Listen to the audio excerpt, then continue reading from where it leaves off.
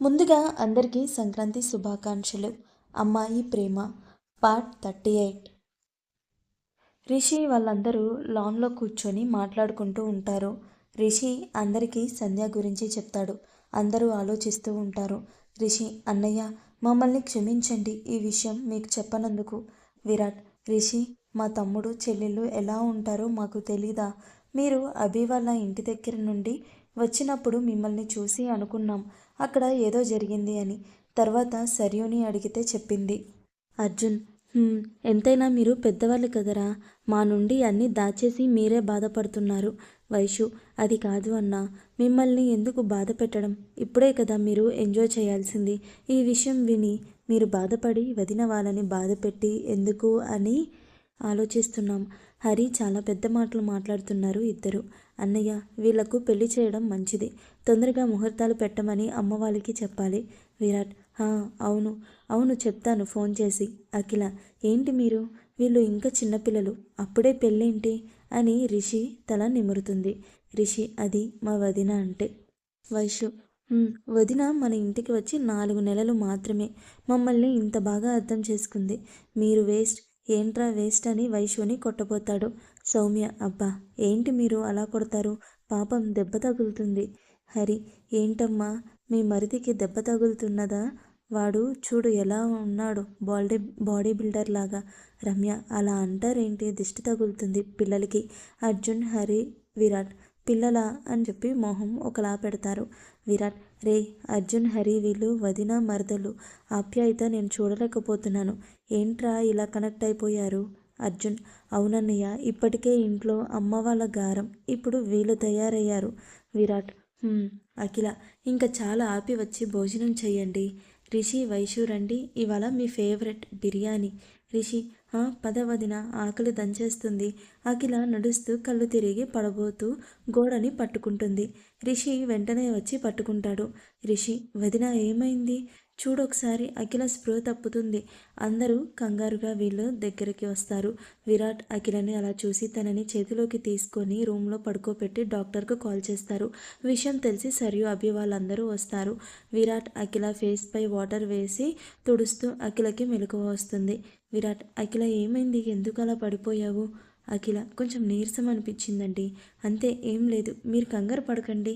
మౌనిక, అన్నయ్య ఒకసారి నువ్వు బయటకు వెళ్ళు. విరాట్, సరే అని బయటకు వెళ్తాడు. మౌనిక అఖిల చెవిలో ఏదో అడుగుతుంది. అఖిలకి అప్పుడు డౌట్ వచ్చి నవ్వుతూ తలదించుకుంటుంది. ఇంకా మన లేడీ గ్యాంగ్ మొత్తానికి అర్థమయ్యి అందరూ పిచ్చ హ్యాపీగా అరుస్తారు. రిషి, అక్క ఇదిగో డాక్టర్ వచ్చారు. సర్యు, ఓకే డాక్టర్, చెక్ చేయండి, నేను ఇప్పుడే వస్తాను అని కిచెన్కి వెళ్ళి పాయసం చేస్తుంది. డాక్టర్ కూడా సర్యుని పిలిచి కన్ఫర్మ్ అని చెప్పి బయటకు వచ్చేసరికి తను కొంచెం వీక్గా ఉంది, జాగ్రత్తగా చూసుకోండి అని చెప్పి వెళ్ళిపోతారు. బయట ఉన్న బాయ్స్కి అది మాత్రమే వినిపిస్తుంది. అందరు కంగారు పడుతూ ఉంటారు. ఇంకా సర్యు అందరికీ పాయసం బౌల్స్ ఇస్తుంది. రిషి, సర్యు ఇప్పుడు పాయసం ఎందుకురా, వదిన అలా ఉంటే. సర్యు, అన్నయ్య అది పక్కన పెట్టండి, ఇప్పుడు నేను చాలా హ్యాపీగా ఉన్నాను. నా హ్యాపీనెస్ మీరు షేర్ చేసుకుంటారా లేదా? విరాట్, నీ కోసం ఏదైనా చేస్తాంరా అని పాయసం తింటాడు. కానీ విరాట్ కళలో బాధ సర్యుకి అర్థమవుతుంది. ఇంకా అందరూ పాయసం తింటారు. మన లేడీ గ్యాంగ్ సర్యు ఏం చేస్తుందా అని చూస్తూ ఉంటారు. సర్యు, ఏం లేదు అన్నయ్య, నా అన్నయ్యలు వాళ్ళ భార్యలు వచ్చిన తర్వాత కూడా నేను చెప్పిన మాట వింటారా లేదా అని టెస్ట్ చేశాను, అంతే. మా అన్నయ్యలు బెస్ట్, అంతే. చాలా చాలా అరుదైన ముత్యాలు లాంటి మనసున్నవారు. వదిన అలా ఉంది అన్న బాధ మీ కళల్లో నాకు తెలుస్తుంది. కానీ నా సంతోషం పంచుకోవడానికి మీ పెదవులపైన చిరునవ్వుని చెరగనివ్వలేదు. లవ్ యూ ఆల్ అని కళ్ళతో చెప్తుంది. రిషి, ఏంట్రా ఇది, నీ కళ్ళల్లో నీళ్ళు, తప్పు, ఏడవకూడదు. అర్జున్, అంత సంతోషం ఎందుకో ఇప్పటికైనా చెప్తారా మేడం? సర్యు, ఎందుకంటే నేను అత్తని కాబోతున్నా, నా పెద్దన్నయ్య ప్రతిరూపంని చూడబోతున్నా అని గట్టిగా అరిచి చెప్తుంది. అందరికీ అది అర్థం కావడానికి 1 నిమిషం పడుతుంది. ఇంకా అందరూ ఫుల్ జోష్తో అరుస్తూ గ్రూప్ హగ్ చేసుకుంటారు. విరాట్ కళ్ళ నీళ్లతో సర్యుని హత్తుకొని తలపై ముద్దు పెట్టి అలానే ఉండిపోతాడు. అందరూ విరాట్ని కంగ్రాట్స్ చెప్పి తనని లోపలికి పంపిస్తారు. విరాట్ అఖిల ముందు బెడ్పై కూర్చొని తనని ఎదకు హత్తుకుంటాడు. మాటల్లో చెప్పలేని భావం ఏదో ఇద్దరి మనసులో ఏర్పడుతుంది. ఆ ఆనందాన్ని ఆస్వాదిస్తూ అలానే ఉండిపోయారు ఇద్దరు. బయట రిషి, ఓయ్ కోతి, ఇంత హ్యాపీ న్యూస్ చెప్పడానికి అంత టెన్షన్ పెట్టావు అని అంటాడు. సరియు, ఏంటి నన్ను కోతి అంటావా? ఆగు, నీ పని చెప్తాను అని వెంటపడుతుంది. అలా వాళ్ళిద్దరూ తిరుగుతూ ఉంటారు. అర్జున్, అన్నయ్య, మన సరియు మునుపటిలా మారిపోతుంది కదా? హరి, అవునరా, మళ్ళీ మన అల్లరి చెల్లి మనకు దొరుకుతుంది. ఇదంతా బావ వల్లే. థ్యాంక్ యూ అభి. అభి, నాకు థ్యాంక్స్ ఎందుకు బావా? సరియు నా ప్రాణం. తన నుండి సంతోషాన్ని ఎవరు వేరు చేయలేరు. నేను చెయ్యనివ్వను. నన్ను మర్చిపోయారా అన్న గొంతు వినిపిస్తుంది. వైషు, సంధ్య. ఇంకా సంధ్యని చూసి అందరూ షాక్లో ఉంటారు. వైషు, సంధ్య. సంధ్య, యా నేనే. నన్ను మర్చిపోయారు ఏంటా అని వచ్చాను. రిషి, నిన్ను మర్చిపోవడం ఏంటి? అది మేము నిన్ను ఎందుకు గుర్తుంచుకోవాలి? సంధ్య, అదేంటి రిషి, ఇప్పుడు మనం అందరం చుట్టాలం కదా, మరి ఎందుకు అలా మాట్లాడుతున్నావు? కర్ణ, ఇక్కడెందుకు వచ్చావు? సంధ్య, అదేంటి బావా, మీ అందరూ ఏదో పార్టీ చేసుకుంటూ ఉన్నారు, అందుకే వచ్చాను. నన్ను మర్చిపోయారని వచ్చాను. అక్కడ ఒక్కదాన్నే ఉండాలి అంటే భయం వేసింది. కమల్ మనసులో, ఓసి దినేశాలు, ఇదే ఒక దెయ్యం, దీనికి భయమంట. అందరి మనసులో అదే ఫీలింగ్, కానీ ఎవరు మాట్లాడరు. కర్ణ మౌనికని పిలిచి, మీ చెల్లెల్ని ఇంటికి తీసుకొని వెళ్ళు. మౌనిక, పద సంధ్య అని తీసుకొని వెళ్తుంది. అందరి మూడ్ అప్సెట్ అవుతుంది. అలానే సైలెంట్గా కూర్చుంటారు. సరియు బయటకు వచ్చి వాళ్ళని అలా చూసి, ఏమైంది మీకు అలా ఉన్నారు? రిషి, ఏం లేదురా, అమ్మ వాళ్ళకి ఫోన్ చేయి, విషయం చెప్పి రమ్మని చెప్తామని ఆలోచిస్తున్నా. సరియు, నువ్వు ఆలోచిస్తూనే ఉండు, నేను ఆల్రెడీ ఫోన్ చేసి చెప్పేశా. వైషు, ఎప్పుడు వస్తున్నారు? సరియు, బయలుదేరారు, ఒక అరగంటలో వస్తారు. ఇప్పుడు మనం వంట సంగతి చూద్దామా? రిషి, వదిన వాళ్ళు బిర్యానీ చేశారు కదా. సరియు, అది మీ వరకు సరిపోతుంది, మరి అందరికీ? రిషి, ఇప్పుడు వంట చేయాలా? తప్పదా? సరియు, తప్పదు సౌమ్య, మేం చేస్తాం కదా సరియు, మీరు కూర్చోండి ఇలా అని. సరియు, మీరే కూర్చోండి, మేం చేస్తాం వంట. రమ్య, ఎందుకురా, మేం చేస్తాం కదా. సరియు, పొద్దున నుండి ఆ పని ఈ పని అని చేస్తూనే ఉంటారు, ఇప్పుడు ఈ ఎక్స్ట్రా పని ఎందుకు వదినా, మేమున్నాం కదా, చూసుకుంటాం, మీరు రిలాక్స్ అవ్వండి. రిషి, వదినా, మీరు కూర్చోండి, మేం చేస్తాం అని వంటగదిలోకి వెళ్తారు. వైషు, వదినా, మీరు ఇక్కడి నుండి కదలకుండా కూర్చోండి, లేకపోతే నేను అస్సలు ఊరుకోను, అర్థమైంది కదా అని సీరియస్గా చెప్తాడు. రమ్య, సౌమ్య, అర్థమైంది, ఇక్కడే కూర్చుంటాం. వైషు, దట్స్ గుడ్ అని వెళ్ళిపోతాడు. వీళ్ళు అందరూ వంటగదిలో బిజీగా ఉంటారు. శంకర్ వాళ్ళు వస్తారు ఇంట్లోకి. రమ్య, సౌమ్య వాళ్ళని పలకరించి వాటర్ తేవడానికి కిచెన్లోకి వెళ్తారు. వైషు, రిషి, మీకు ఎన్నిసార్లు చెప్పాలి, అసలు కుదురుగా కూర్చోవట్లేదు ఏంటి, అసలు మీ ఇద్దరిని కట్టేస్తాను పదండి అని వాళ్ళు చెప్పేది వినకుండా లాక్కొని వెళ్ళిపోతారు హాల్లోకి. హాల్లో అందరినీ చూసి అలా నిలబడి వెర్రి నవ్వు ఒకటి నవ్వుతారు. రిషి, పెద్దనాన్న మీరెప్పుడొచ్చారు? సూర్య, మేము ఎప్పుడో వస్తే ఏం కానీ, ఏంటి మీ ఇద్దరు వదిన వాళ్ళని అలా లాక్కొస్తున్నారు, తప్పు కాదు? వైషు, ఏం లేదు బాబాయ్, మేము వంట చేస్తున్నాము, మీకోసం వీళ్ళని రెస్ట్ తీసుకోండి అని ఇక్కడ కూర్చోపెట్టి వెళ్తే పద్దాక వచ్చి ఏదో పని చేస్తున్నారు, అందుకే ఇలా లాక్కొచ్చాం. పద్మ, వదినల మీద ఎంత ప్రేమరా, మా కోసం ఎప్పుడైనా ఇలా చేశారా మీరు? బయట మాటలు విని అందరూ బయటకు వస్తారు. రిషి, మీకు చేయడానికి మీ మరుదులు ఉన్నారు కదా, ఇంకా మాకు ఇక్కడ అవకాశం ఇచ్చారు. లక్ష్మి, సరిపోయారు ఒకళ్ళకొకరు. అర్జున్, ఏదైనా పెద్దల నుండే నేర్చుకున్నాం కదా పిన్ని. రవి, రేయ్, మేము ఇంట్లో పని అంతా చేసి పెడుతున్నామని దండోరా వేస్తారు ఏంట్రా? హరి, మనం బెస్ట్ బాబాయ్, మనలాంటి వాళ్ళు ఎవరు ఉంటారు చెప్పు. అఖిల, విరాట్ కూడా వస్తారు కిందకి. సింధు, అమ్మ అఖిల, ఎంత శుభవార్త చెప్పావు తల్లి అని దగ్గరికి తీసుకుంటుంది. పద్మ, ప్రియ, లక్ష్మి, అవును మేమైతే ఫుల్ ఖుష్ అని నవ్వుతారు. రవి, కానీ విరాట్, నాకు ఇది ఏమాత్రం నచ్చలేదు. సౌమ్య, అదేంటి మావయ్య? రవి, హరి, మరి వాడి పిల్లలు వచ్చి నన్ను తాతయ్య అంటే అందరు నన్ను ముసలివాడు అనుకోరు? లక్ష్మి, అవును మరి, మీరు 20 ఏళ్ల బాలకుమారుడు కదూ. రిషి, పిన్ని, నువ్వు ఏమైనా చెప్పు కానీ మా బాబాయ్ ఎప్పటికీ యువతే. ప్రియ అవును మరి మీ తండ్రి కొడుకులే మాట్లాడుకోవాలి యూత్ గురించి. రవి వీళ్ళందరికీ కుళ్ళురా నా మనవళ్ళతో నేను రామి అని పిలిపించుకుంటానని. శంకర్ అలా నాన్న అని పిలిచేవాడు కదా నిన్ను. సూర్య అవును నాన్నకి వి అని పలకడం రాదు కదా అందుకే రమి అనేవాడు అని అందరూ నవ్వుకుంటారు. సింధు సరే సరే ఇంకా అందరూ భోజనం చేయండి, చాలా టైం అవుతుంది. అందరూ భోజనాలు చేసి ఎవరి రూమ్కి వాళ్ళు వెళ్ళిపోతారు. విరాట్ రూమ్. విరాట్ బంగారం చాలా హ్యాపీగా ఉన్నాను నేను ఇవాళ. థ్యాంక్ యూ బంగారం, థ్యాంక్ యూ సో మచ్ అని దగ్గరికి తీసుకొని ముద్దు పెట్టుకుంటాడు. అఖిల ఏంటి సార్ ఇవాళ చాలా సున్నితంగా ప్రవర్తిస్తున్నారు, ఏంటి సంగతి? విరాట్ ఇంతకుముందు నా ప్రేమతో నిన్ను ఉక్కిరి బిక్కిరి చేయాలి అని అనిపించేది, కానీ ఇప్పుడు అలా ఉంటే నా బేబీకి బాధ కలుగుతుంది కదా అందుకు. అఖిల ఓ ఇదే అంతా మీ బేబీపై ప్రేమ, నా మీద కాదు కదా. విరాట్ ఏంటి మా బంగారం బేబీపై జెల్సీగా ఉంది. అఖిల నేనేం కుళ్ళుకోవట్లేదు అని మూతి బిగిస్తుంది. విరాట్ ఓయ్ ఇప్పుడు నువ్వు ఇలా నన్ను టెంప్ట్ చేయకు, తర్వాత నీకే ప్రాబ్లం. అఖిల చీపోండి. విరాట్ హలో మేడం మీరు ఇంకా పడుకోండి, ఇప్పటికే లేట్ అయింది. అలా అఖిల నిద్రపోతుంటే విరాట్ అఖిలని చూస్తూ అలానే ఎప్పటికో పడుకుంటాడు. హరి రమ్య. హరి రమ్యని వెనుక నుండి హత్తుకొని బుగ్గపై ముద్దు పెట్టుకొని సైలెంట్గా ఉంటాడు. రమ్య ఏమైందండి ఎందుకు అలా ఉన్నారు?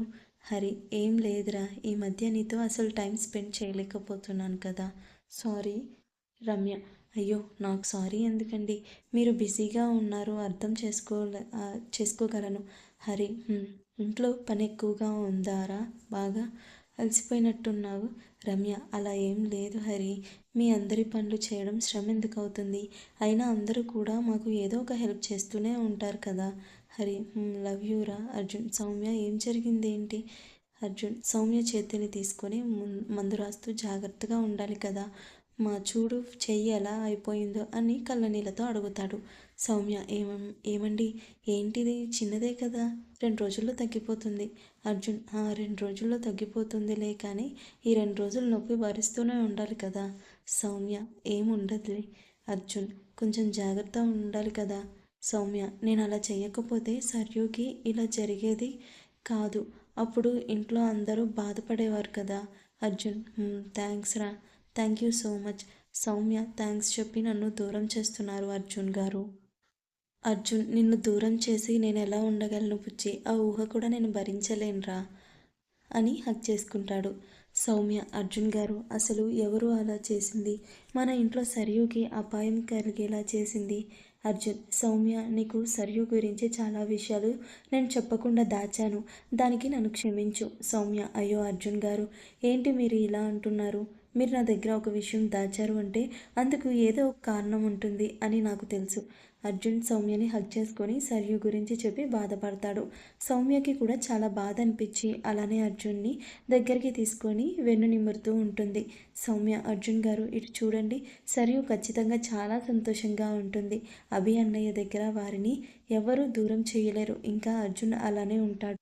సౌమ్య అర్జున్ గారు మీరు ఈ మధ్య నన్ను అసలు పట్టించుకోవట్లేదు, నేను మీ మీద అలిగాను, నాతో మాట్లాడకండి అని పక్కకి తిరిగి పడుకుంటుంది. అర్జున్ అమ్మో నీతో మాట్లాడకుండా నేను ఉండగలనా బుజ్జి అని వెనక నుండి గట్టిగా హగ్ చేసుకుంటాడు.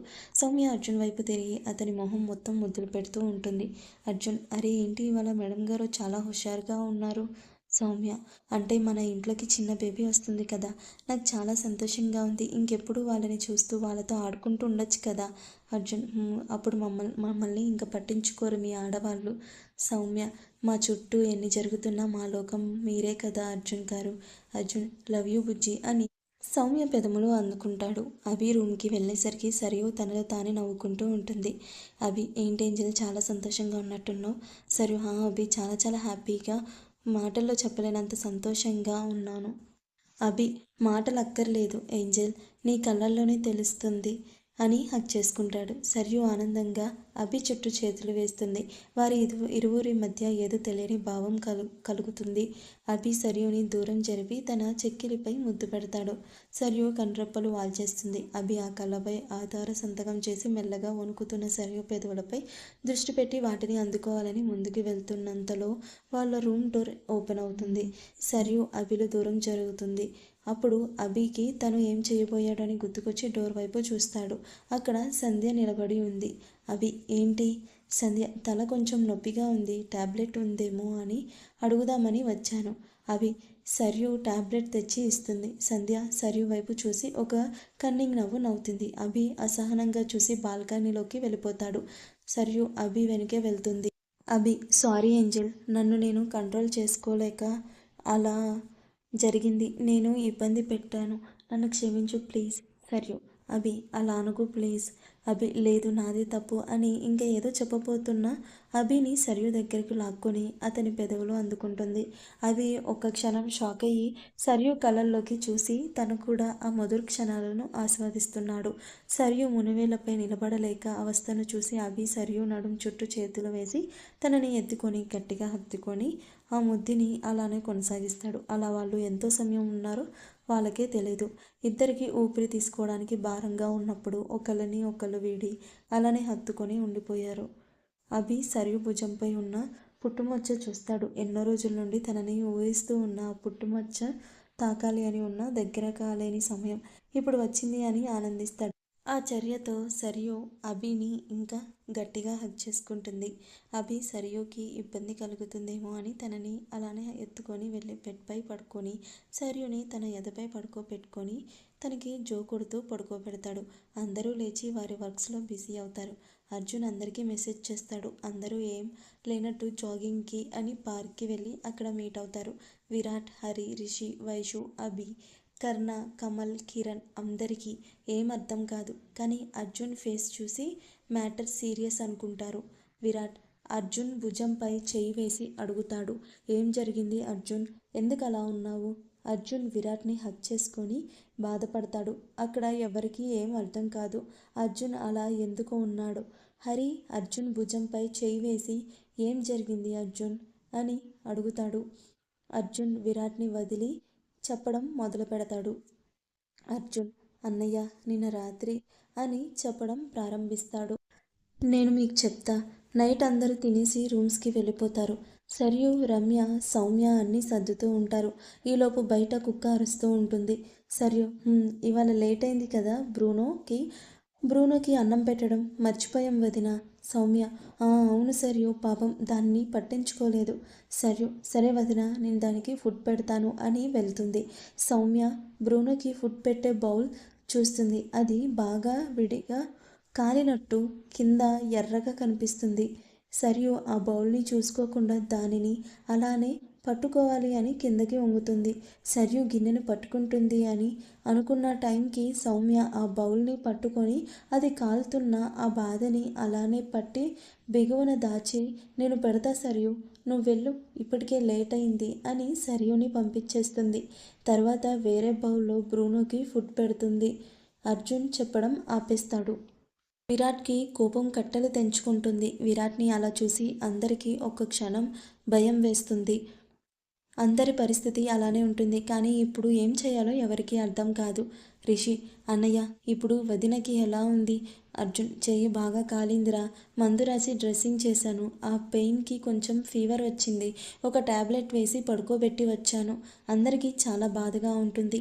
సౌమ్య పరిస్థితిని తలుచుకొని అందరికీ ఒక పక్క సంతోషం, తమ ఇంటి కోడలు సరియుని బిడ్డలా ఏ కష్టం కలగకుండా చూసుకుంటూ ఉన్నందుకు. అలానే ఒక పక్క బాధ, ఆ కష్టం వారు అనుభవిస్తూ అందుకు. అభి వాళ్ళకి కూడా వారి ప్రేమాభిమానాలు చూసి అలానే తాము చాలా అదృష్టవంతులు, తమ కుటుంబంలో భాగం పొందినందుకు అని అనిపిస్తుంది. రిషి ఇంక నుండి మనం సరియుని చాలా జాగ్రత్తగా చూసుకోవాలి. హరి అలానే తన చుట్టూ ఏం జరుగుతుందో తనకు తెలియకూడదు. అందరూ కూడా అదే మంచిది, అలానే చేద్దాం అని అనుకుంటారు.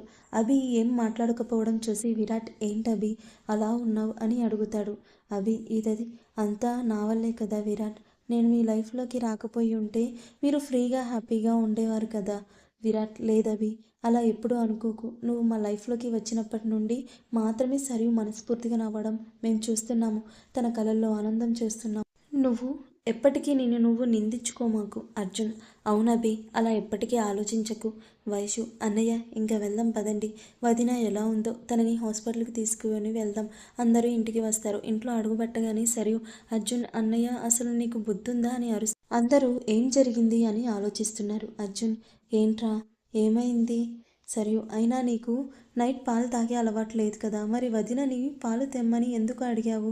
నీ మూలంగా వదిన చేయి చూడు ఎలా కాల్చుకుందో. మళ్ళీ జ్వరం కూడా. అయినా నువ్వు తనని అలానే వదిలేసి బయటకు వెళ్ళిపోయి ఇప్పుడు వస్తున్నావు. తన దగ్గర ఉండి తన అవసరాలు చూడాలి అని మినిమం సెన్స్ లేకుండా ఎలా ఉన్నావు? సౌమ్య, అయ్యో సరియు, మీ అన్నయ్య తప్పేం లేదురా. నాకు మార్నింగ్ ఫీవర్ లేదు, ఇప్పుడే కొంచెం టెంపరేచర్ పెరిగింది. ఈ విషయం మీ అన్నయ్యకు తెలీదు. సరియు, నువ్వు మాట్లాడకు వదినా. నువ్వు ఎందుకు వాడిని వెనకేసుకొస్తున్నావు? మన వాళ్ళందరికీ అర్థమైంది సౌమ్య పాలు కాస్తూ చేయి కాల్చుకుంది అని, కవర్ చేసింది అని. అర్జున్, నిజంరా, నాకు తెలీదు. మార్నింగ్ బాగానే ఉంది. సరియు, సరే వదిన, నీ రూమ్కి తీసుకొని వెళ్ళు. టిఫిన్ ప్రిపేర్ చేశాక నేనే పిలుస్తాను. అందరినీ ఎవరి రూమ్స్ వాళ్ళు వెళ్ళిపోతారు. అర్జున్ సౌమ్యని హత్తుకొని అలానే ఉండిపోతాడు. సారీరా, నిన్ను అలా వదిలేసి వెళ్ళాలి అని నాకు కష్టం అనిపించింది. కానీ అందరికీ ఈ విషయం తెలియాలి కదా అని అలా వెళ్ళాను. సౌమ్య, సారీ ఎందుకు అర్జున్ గారు, నాకు అర్థమైంది. ఇంకా దాని గురించి వదిలేయండి. అర్జున్ సౌమ్య నుదిరిన ముద్దు పెట్టుకొని తన బుగ్గపై కిస్ చేస్తాడు. వెంటనే రిషి డోర్ ఓపెన్ చేసి లోపలికి వస్తాడు. సౌమ్య అర్జున్ని తోసేసి నిలబడుతుంది. అర్జున్ రిషిని కొరకొర చూస్తాడు. రిషి ఒక వెకిలి నవ్వు నవ్వి సౌమ్య దగ్గరికి వస్తాడు. ఆ వెనుకే అందరూ వస్తారు. రిషి, వదిన అని సౌమ్య చేతిని తన చేతిలోకి తీసుకొని బాధగా నిమురుతూ, ఎందుకు వదిన ఇలా? ఏదో ఒకటి చెప్పి తను వెళ్ళిపోయినాక క్లాత్తో తీసుకోవాల్సింది. సౌమ్య, అక్కడ అంత టైం లేదు రిషి. సరియు చెయ్యి దాని దగ్గరకు ఉంది, అందుకే అలా చేయాల్సి వచ్చింది. విరాట్, రెడీ అవ్వు సౌమ్య, హాస్పిటల్కి వెళ్దాం. సౌమ్య, అయ్యో బావా, మీరు మర్చిపోయారేమో, మన ఇంట్లోనే ఒక డాక్టర్ ఉన్నారు అని అక్క నాకు ఇంజెక్షన్స్ చేసి టాబ్లెట్స్ ఇచ్చింది. ఇది సెప్టిక్ అవ్వకుండా కూడా ఇంజెక్షన్ చేసింది. మీరేం కంగారు పడకండి, నేను చాలా బాగున్నా. కాకపోతే ఈ చెయ్యి ఒక 2 రోజులు కదపకూడదు అంతే. అభి, మీలాంటి వారు భార్యలుగా దొరికినందుకు మా బావ వాళ్ళు చాలా అదృష్టవంతులరా. హరి, సరే సరే, అందరూ ఫ్రెష్ అయ్యి వద్దాం పదండి అని అందరూ వెళ్ళిపోతారు. సరియుని అంతగా బాధ పెట్టాల్సిన అంత అవసరం ఎవరికి ఉంది? ఇదంతా సంధ్యానే చేస్తుందా లేదా ఇంకెవరైనా చేస్తున్నారా అనేది నెక్స్ట్ ఎపిసోడ్లో చూద్దాం.